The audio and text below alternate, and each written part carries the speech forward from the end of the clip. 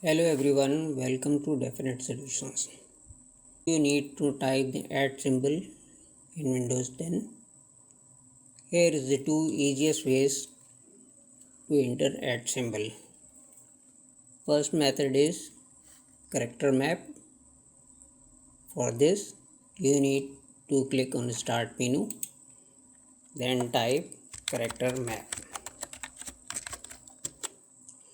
Now click on character map to open.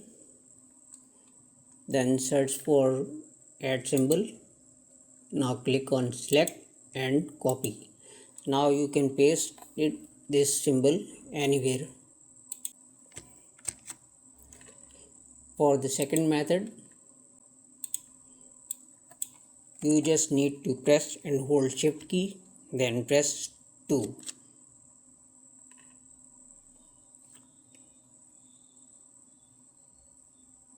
Thank you for watching. Don't forget to like and share the video.